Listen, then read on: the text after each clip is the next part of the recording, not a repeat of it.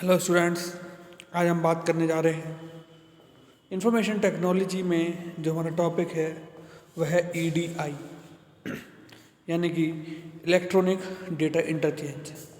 यानी कि with the help of technology electronically हम जो है डेटा को इंटरचेंज करते हैं, उसको हम जो है EDI का कॉन्सेप्ट बोलते हैं। जैसे कि सपोज कीजिए हम कोई रिटन डॉक्यूमेंट्स है उसको हम चेंज कर रहे हैं फॉर आवर बिजनेस पर्पस, तो वह EDI कहलाता है। तो आइए स्टूडेंट्स अब डिस्कस करते हैं, बेसिक कॉन्सेप्ट को समझते हैं पहले कि EDI आखिर क्या रोल प्ले करता है। EDI stands for electronic data interchange. EDI जो है उसका एब्रीविएशन जो होता है स्टूडेंट्स वह होता है हमारा इलेक्ट्रॉनिक डेटा इंटरचेंज। यानी कि EDI is an electronic way of transferring business document in an organisation internally. अगर हम बात करें तो EDI जो है कॉन्सेप्ट है एक हमारा इलेक्ट्रॉनिक वे है जिसके थ्रू हम बिजनेस डॉक्यूमेंट्स को ट्रांसफ़र करते हैं एक संस्था के अंदर आंतरिक रूप से बिटवीन इट्स वेरियस डिपार्टमेंट्स, यानी कि जो उसके डिपार्टमेंट्स होते हैं उनके लिए, और एक्सटर्नली विद द सप्लायर्स, और एक्सटर्नली भी हम उनको सेंड करते हैं सप्लायर्स के लिए, कस्टमर्स के लिए और अन्य संस्थाओं के लिए भी। इन EDI की अगर हम बात करें इलेक्ट्रॉनिक डेटा इंटरचेंज में, पेपर डॉक्यूमेंट आर रिप्लेस्ड, यानी कि यहाँ पर हमारे पेपर डॉक्यूमेंट जो हैं उनका वर्क यहाँ कम हो जाता है, क्योंकि वहाँ पर हमारे उसकी जगह जो ले लेते हैं वह इलेक्ट्रॉनिक डॉक्यूमेंट्स ले लेते हैं, सच एज हमारे माइक्रोसॉफ्ट वर्ड के डॉक्यूमेंट्स होते हैं और माइक्रोसॉफ्ट एक्सेल की स्प्रेडशीट्स उनकी जगह ले लेती हैं। तो ये कुछ हमारी बेसिक टर्म्स हो जाती हैं अबाउट द EDI कॉन्सेप्ट, यानी कि इलेक्ट्रॉनिक डेटा इंटरचेंज। अब यहाँ पर दे रखा है स्टूडेंट्स की सपोज कीजिए दो कंपनीज हैं जो आपस में वर्क कर रही हैं। तो आपस में जब वर्क कर रही हैं तो यहाँ पर स्ट्रक्चर्ड बिजनेस डॉक्यूमेंट्स आपस में वह शेयर करेंगे स्टैंडर्ड फॉर्मेट में डायरेक्ट कम्युनिकेशन की हेल्प से। जैसे कि आपस में सेल्स के डॉक्यूमेंट इंटरचेंज होंगे, परचेजिंग के, मैन्युफैक्चरिंग के, डिस्ट्रीब्यूशन के, फाइनेंस के। क्यों? सेम डिपार्टमेंट से अपने डॉक्यूमेंट्स को गिव एंड टेक करेंगे जिसके बेहाफ पर वे अपना बिजनेस रन कर पाए। ओके स्टूडेंट्स, तो EDI डॉक्यूमेंट्स की बात करें तो यहाँ पर फॉलोइंग जो है वे हमारे इंपॉर्टेंट डॉक्यूमेंट्स होते हैं जिनका हम इस्तेमाल EDI में करते हैं। जैसे कि हमारा इनवॉइस ऑर्डर होता है, ठीक है। ऑर्डर के लिए हम जो है अपना ऑनलाइन ऑर्डर लगाते हैं तो वह हमारा वहाँ पर रिटर्न में जाता है ऑनलाइन वे में इलेक्ट्रॉनिकली। जैसे कि हम परचेज ऑर्डर होता है हमारा, ठीक है। अब हमने क्या यहाँ पर इनवॉइस के थ्रू हमारा बिल हो गया, देन परचेज ऑर्डर जब हम किसी भी मटेरियल की या गुड्स की रिक्वायरमेंट के लिए वहाँ पर अपना ऑर्डर लगाते हैं तो हमारा परचेज ऑर्डर कहलाता है, जो कि जनरली अगर हम कहें तो इलेक्ट्रॉनिकली सेंड किया जाता है, ठीक है। जैसे कि हम लोग आजकल ऑनलाइन शॉपिंग्स करते हैं ऑन डिफरेंट वेबसाइट्स।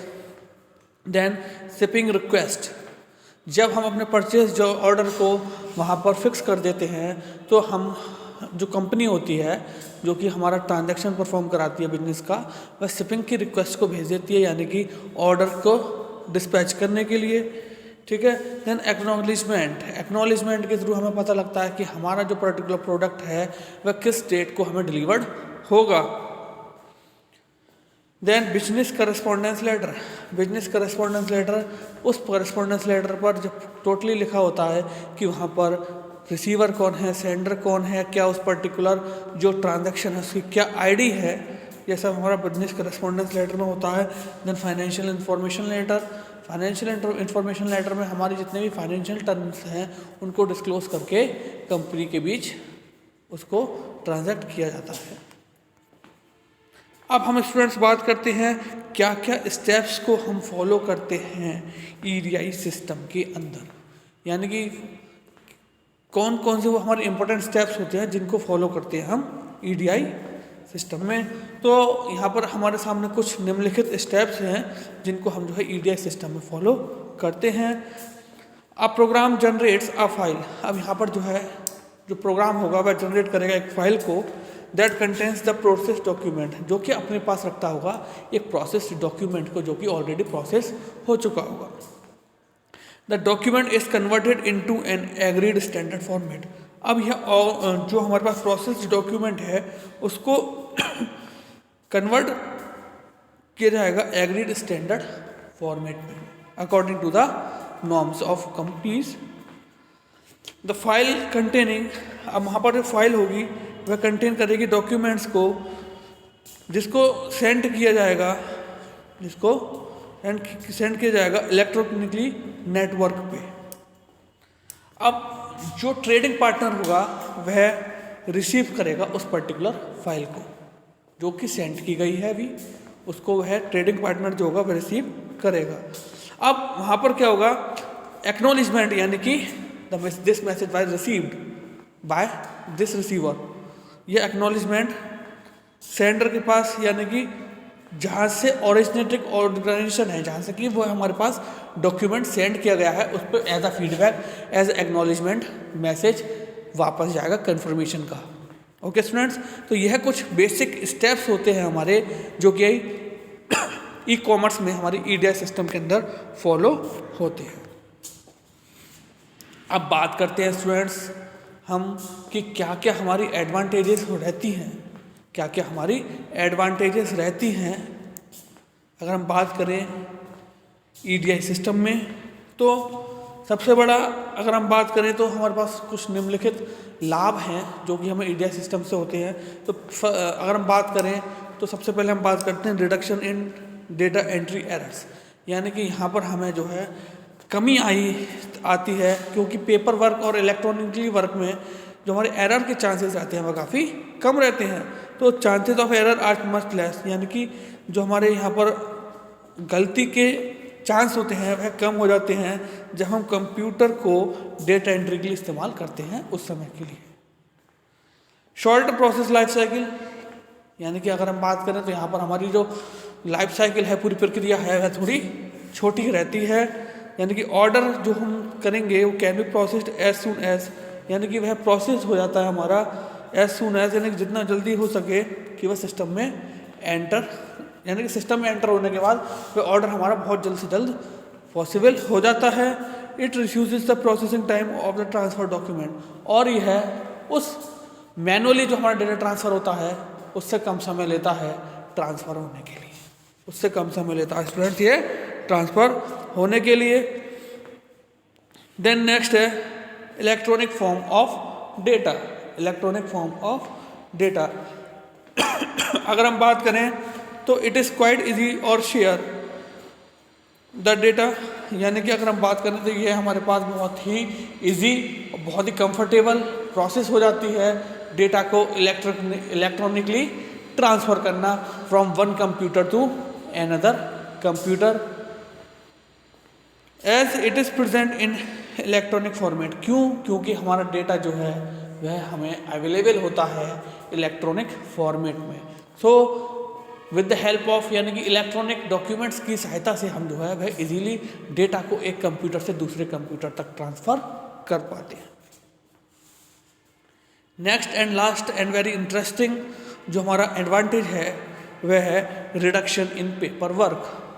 अब आप सपोज कीजिए कि कोई भी अगर डॉक्यूमेंट्स हैं हमारे, उनको अगर हम 10 ईयर्स के डॉक्यूमेंट को संभाल कर रखेंगे तो हमारा फिजिकल स्पेस भी कवर करेंगे और वहाँ पे हमारी सिक्योरिटी भी नहीं रहेगी, ठीक है। उसमें दीमक लग जाए या उसमें पेपर में कुछ भी आग लग जाए, ठीक है, या उनको जो है कोई उठा कर ले जाए या वो किसी तरीके से खो जाए, तो यहाँ पर उसकी प्राइवेसी नहीं है। लेकिन हम बात करें डेटा इलेक्ट्रॉनिकली जब हमारे पास सेव रहता है तो उसकी प्राइवेसी भी रहती है, ठीक है, और वहाँ पर वह हमारा फिजिकल स्पेस भी कवर नहीं करता, ठीक है, वहाँ पर वह डाटा हमारा फिजिकल स्पेस भी कवर नहीं करता। तो हम कहें तो a lot of paper documents are replaced, यानी कि अगर हम कहें एक बहुत बड़ा बंडल जो है वह कंप्यूटर में एक छोटी सी मेमोरी के अंदर अवेलेबल हो जाता है इलेक्ट्रॉनिकली डेटा के रूप में। सो हम कह सकते हैं कि यहाँ पर एक बहुत बड़ी हेडेक दूर होती है पेपर वर्क की, जो कि रिप्लेस करता है हमारा रिटन डॉक्यूमेंट या इलेक्ट्रॉनिक डॉक्यूमेंट, ठीक है। तो ये हमारे कुछ बेसिक एडवांटेजेस रहते हैं about the electronic data interchange के रिगार्डिंग। सो स्टूडेंट्स, आज जो हमने समझा कॉन्सेप्ट अपना ई कॉमर्स ईडीआई का। सो ई कॉमर्स ईडीआई में हमने स्टूडेंट समझा कि इलेक्ट्रॉनिक डेटा इंटरचेंज जो होता है ये हमारा इलेक्ट्रॉनिकली वे है जिसके थ्रू हम अपने डेटा को ट्रांसफ़र करते हैं, बिजनेस डॉक्यूमेंट्स को ट्रांसफ़र करते हैं एक संस्था के अंदर, आंतरिक रूप से और बाहरी रूप से। बाहरी रूप से अगर हम कहें तो, आंतरिक रूप से कहें तो डिफरेंट डिपार्टमेंट्स जो होते हैं, विभाग जो होते हैं हमारे, हम उसमें डेटा को जो है सर्कुलेट करते हैं। और अगर हम कहें एक्सटर्नल तौर पर तो हमारे जो सप्लायर्स होते हैं, बायर्स होते हैं, परचेजर होते हैं या और संस्थाएं होती हैं, उनको हम बाहरी रूप से सर्कुलेट करते हैं। ईडीआई की अगर हम बात करें तो ईडीआई का सबसे बड़ा एडवांटेज यह रहता है हमारा कि यहाँ पर हमारा पेपर वर्क जो है वह काफ़ी कम होने लगता है। ठीक है, हमारा क्योंकि यह सारा डेटा हमारा with the help of Word document और with the help of spreadsheets यानी कि एक्सेल डॉक्यूमेंट डेटा हमारा तैयार हो जाता है इलेक्ट्रॉनिकली। अब बात करें यहाँ पर जो हमारे ईडीआई के डॉक्यूमेंट्स रहते हैं, इंपॉर्टेंट डॉक्यूमेंट्स, वे हमारे रहते हैं invoice, purchase order, shipping request, acknowledgement, business correspondence letter और फाइनेंशियल इंफॉर्मेशन लेटर।